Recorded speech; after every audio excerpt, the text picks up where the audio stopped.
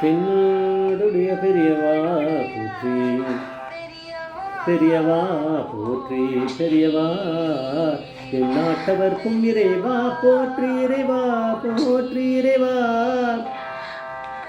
சர்வஜா சர்வவியாபிமா பெரியவா சரணமா, பெரியவா சரணம், பெரியவா சரணம், சர்வஜா சர்வவியாபிமா பெரியவா சரணம்.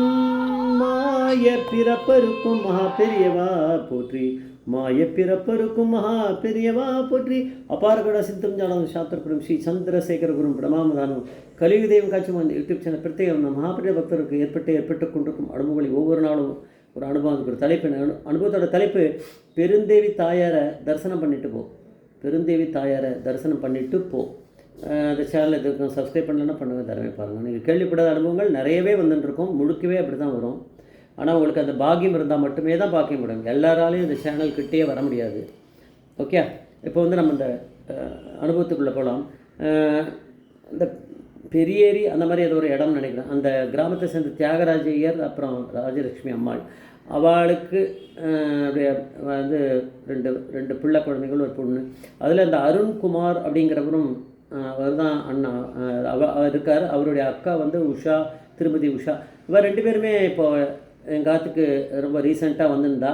அவருடைய அனுபவத்தெல்லாம் சொன்னான். அதனால் இது வெளியெல்லாம் கேட்டிருக்க முடியாது. அதனால தான் நீங்கள் அனுபவம் வந்து புதுமையான அனுபவம் அப்படின்னு நான் சொன்னேன். இவர் சொன்ன இந்த அனுபவத்தில் இதில் என்னன்னா, 1967 இவ வீடு எங்கே இருந்ததுன்னா தண்டியார்பேட்டை இருந்தது.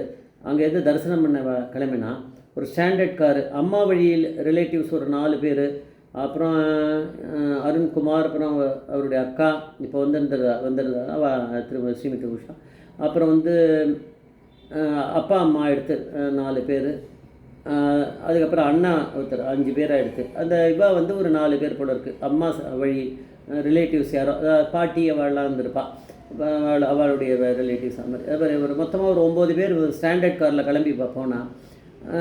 அண்ணா வந்து கொஞ்சம் ஃபாஸ்ட்டாக ட்ரைவ் பண்ணுறவர் தான். அவர் எப்பயுமே கொஞ்சம் வேகமாக தான் ஓட்டுவார். அவர் வந்து கொஞ்சம் ரொம்ப வேகமாக ஓட்டின்னு போயிருந்தார். வந்து காஞ்சிபுரம் போகிறது அந்த இடத்துல ஒரு இடத்துல கட் பண்ணணும் கரெக்டாக. அந்த இடத்துல கட் பண்ணுறதுக்கான அவர் கவனிக்காமல் போயிட்டார்.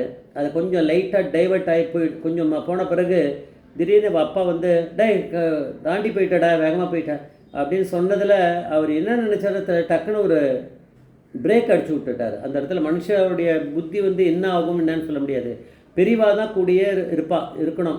அதுதான் இது காமிக்கும். அது நம்ம வந்து இப்படி பண்ணுறா சரின்ட்டு நிதானமாக ஸ்பீடை குறைச்சிட்டு நிதானமாக கூட போயிட்டு கொஞ்சம் தூரம் போயிட்டு என்ன நடக்கிறதோ அதை பண்ணலாம். ஆனால் திடீர்னு அவர் சடன் பிரேக் போட்டதில் என்ன ஆகிடுச்சுன்னா அப்படியே யூட்டர்ன் அடிச்சிருது காரு. அப்படியே அடிக்கும்போது அப்போ அந்த பக்கத்துலேருந்தும் எதுவும் வெஹிக்கிள் வரக்கூடாது, இந்த பக்கத்துலேருந்து வரக்கூடாது. வந்ததுன்னா பெரிய ஆக்சிடெண்ட் ஆகிருக்கும். அவர் சொல்கிறார் அருண்குமாரன் அப்படிங்கிறவர், எப்படி நாங்கள் தப்பித்தோம் அப்படின்னா எந்த டிராஃபிக்குமே இல்லாமல் ஒருத்தர் கூட இல்லாமல் ரோட்டில் இருந்ததுனால அப்படி ஒரு அதிசயம் நடந்தது அப்படின்னாரு. இது முடிஞ்சது, பெரியவா காப்பாற்றிட்டா. அதுக்கப்புறம் வழக்கம் போல் அந்த ரோட்டில் இது பண்ணி கரெக்டாக டைவர்ட் பண்ணி போய் சேர்ந்துட்டாங்க. பெரியவாளை தரிசனம் பண்ணால் பெரியவா வந்து அவர் வந்து அங்கே பண்ணவொடனே பெரியவா சொன்னால், தியாகராஜா ஒரு சின்ன காஞ்சிபுரம் போய் வேத பாடசாலைக்கு குழந்தைகளுக்கெலாம் ஏதோ உடம்பு சரியில்லை அப்படின்னா அது டாக்டருக்கு போனால என்ன ஆச்சு என்ன அப்படிங்கிறதெல்லாம் விவரத்தை கேட்டு பெரியவா பரமேஸ்வரன் அவர் இங்கே உட்காந்த இடத்துல எல்லாத்தையும் கண்டுபிடிச்சிடலாம். இருந்தாலும் அவர் ஏதாவது எல்லாருக்கும் ஏதாவது ஒன்று பண்ணுவார் அனுகிரகம். அதனால் தியாகராஜர் வந்து கிட்ட சொல்லியிருக்கார். சரி போயிட்டு வரேன் பெரியவா அப்படின்னு சொன்னார். கிளம்பினார். அவர் மட்டும் தான் அநேகமாக போயிருப்பார். அவர் இப்போ கார் வந்து அண்ணா ஓட்டின்னு போயிருப்பான் அப்படின்னு நினைக்கிறேன். நான் அவர் சொல்லலை, நான் கேட்டுக்கல, அதை பற்றி பரவாயில்ல. கிளம்பி வந்து அங்கே போனால் வேத பாடசாலை போனால் அவள் வந்து சொன்னால் அந்த மாதிரி பசங்கள்லாம் இப்போ கொஞ்சம் பரவாயில்ல, முன்னை விட உடம்பு சரியில்லை, ஏதாவது உடம்பு சரியில்லாத பசங்களுக்கெல்லாம் எல்லாருக்கும் ஒருத்தருக்கு தொத்து இருக்குமே, அநேகமாக ஜுரம் அந்த மாதிரி இருக்கலாம், அந்த மாதிரி இன்ஃபெக்ஷன் எதாவது இருக்கலாம். அப்புறம் வந்து இவர் வந்து அவெல்லாம் வந்து என்னென்ன பார்த்துருக்கா அதெல்லாம் கேட்டுண்டு எல்லாம் முடிச்சுட்டு அங்கேருந்து கிளம்பும்போது அவளுக்கு கொஞ்சம் பணத்தையும் கொடுத்துட்டு டாக்டருக்கு எதாவது போகிறதுக்கு தான் தேவைப்படுமே, அதனால் கொஞ்சம் பணத்தை கொடுத்துட்டு பசங்களை கவனிச்சுக்குங்கன்னு சொல்லிவிட்டு கிளம்பிட்டு வந்தார். பெரியவாளை திருப்பி தரிசனம் பண்ண வந்தார். வந்தவுடனே பெரியவா கிட்ட விஷயத்த சொன்னார். அவள்லாம் சௌக்கியமாக இருக்கா, பரவாயில்ல, என்னை விட இதாகிட்டு இருக்காருன்னு. சரி, நீ ஏதாவது பணம் கொடுத்தியோ அந்த வாத்தியார்கிட்ட அப்படின்றார். பெரியவா தான் பரமேஸ்வரன், அவர் வந்து எல்லாமே தெரிஞ்சிருக்க, கூடயே வந்துட்டுருக்காரு. வந்து தப்பிச்சிருக்கா, எந்த ஒரு அடிபடாமையும் அவள் அப்படின்னா பெரியவாளுக்கு தெரியாதா பரமேஸ்வரனுக்கு? ஆமாம் பெரியவா அப்படின்னா எவ்வளோ என்னன்னு கேட்டுக்கல பெரியவாளுக்கு தெரியும் அது. சரி சரி கிளம்பு, போகும்போது பெருந்தேவி தாயாரை தரிசனம் பண்ணிட்டு கிளம்பு அப்படின்ட்டார். எல்லோரும் கிளம்பிட்டான், காரில் கிளம்பினான். இவருக்கு வந்து நிஜமாகவே பெருந்தேவி தாயார்னா அந்த டயத்தில் வரதராஜ பெருமாள் கோவில் போனதில்லை போல இருக்கு. அதனால் அவருக்கு தெரியல. டக்குன்னு மடத்தில் இருக்கவா யார்கிட்டயும் கேட்டுட்டாரா, அவள் சொன்னாலாம். ஓ சரின்னு சொல்லிட்டு அப்புறம் கிளம்பி அங்கே போய் போனால் கோவில் வந்து மூடிட்டா, நட சாத்திட்டா. அப்போ எப்படி பார்க்க முடியும் அப்படின்னா, உள்ளே போனார், வெளியில் கதவு அந்த வாசம் இது திறந்துருக்கு, உள்ளே அங்கங்கே சன்னதியெல்லாம் சாத்தியாச்சு. பெருந்தேவி தாயாரோட சன்னதியை மூடுறதுக்கு முன்னாடி அது அப்படி வந்து மூட போகிறார். அப்போ இவர் போய் சொன்னார், அது மாதிரி பெரியவா அமைச்சிருக்கா, பெருந்தேவி தாயாரை தரிசனம் பண்ணிட்டு போகணும்னு சொன்னால் தான். உடனே என்ன பண்ணுவார், அவள் தான் அவளுக்கெல்லாம் பெரியவா, அவளுக்கு வரதராஜ பெருமாள் தான் பெரியவா தான்.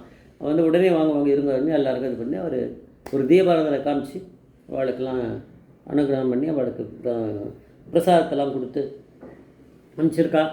அதனால் நான் அப்போ தான் கேட்டிருந்தேன் அருண்குமார்கிட்ட, ஏன் வந்து பெருந்தேவி தாயாரை தரிசனம் பண்ணிட்டு போக சொன்னால் பெரியவா அப்படின்னா, அது ஏதோ சொன்னால் பெரியவா அப்படின்னு சொன்னார். நான் சொன்னால் ஒரு வேளை பெரியவா வந்து என்ன பண்ணியிருக்கலாம், தேங்க்ஸ் கிவிங் மாதிரி இவ்வளோ தூரம் நடந்திருக்கு, வரும்போது ஒரு பெரிய ஆக்சிடெண்ட்லேருந்து தப்பிச்சிருக்கா.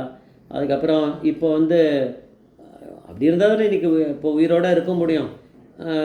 அதனால் அவ்வளோ பெரிய இதுலேருந்து காப்பாற்றிருக்கோம் அப்படின்னும்போது பெருந்தேவி தாயார் அப்படி பண்ணிட்டு போ அப்படின்னு பெரியவா வந்து எப்போவுமே நம்ம அதெல்லாம் ஒரு இது பண்ணணுமே, பகவானால் தான் நம்ம பொழைச்சிருக்கோம், ஆனால் அப்படி பண்ணிட்டு போன்னு சொல்லியிருக்கேன். அதுக்கு தான் வாய்ப்பு இருக்கா, அதான் இருக்கலாம், ஆமாம்மா அதான் இருக்கணும் அப்படின்னு அவரும் சொல்லிட்டார். அதனால் பிழைக்க வச்சதே பெரியவா அப்படிங்கிற பரமேஸ்வரன், அவர் தான் அங்கே வரதராஜ பெருமாள், அவருக்கு தெரியாதா? அதனால தான் அவர் பெருந்தேவி தாயார். அதுவும் இல்லாமல் போகும்போது கோவிலை பூட்டியிருக்க வேண்டியது தானே, கம்ப்ளீட்டாக நட சாட்டியிருந்தால் இவள் பார்த்துருக்கவே முடியாது. ஆனால் பெரியவா சொல்கிறா அப்படின்னா அது நடந்தே தீரும் அப்படிங்கிறது தான் இது தெரியுது. ஏன்னா தெய்வம் தானே சொல்கிறது, மற்ற பேர் சொல்லி. அதனால் அங்கே போகும்போது எல்லா சன்னதியும் சத்தந்தால் பெரியவா பர்டிகுலராக ஒன்று சொன்னார்ல, அது ஒன்று திறந்துருந்தால் போகிறோம். பெருந்தேவி தாயார் தரிசனம் பண்ணிட்டு போகணுமா, பெருந்தேவி தாயார் அந்த அந்த இவர் வந்து வர வந்து அவர் அது சாத்திரத்துக்கு முன்னாடி அவர் உள்ள கரெக்டாக உள்ளே போயிட்டார் அப்படின்னா தரிசனம் பண்ணிட்டார் அப்படின்னா பெரியவா பிரத்யட்ச தெய்வம் இவ்வளோ காப்பாற்றிருக்காரு, தரிசனம் பண்ணுறதுக்கு விட மாட்டாரா? இப்பேற்பட்ட ஒரு அனுபவமாக அது இருக்குது. ஜெய் ஜெய்சங்கர் மகாபிரிய பாதமேச்சரம் மகாபிரிய பாதமே.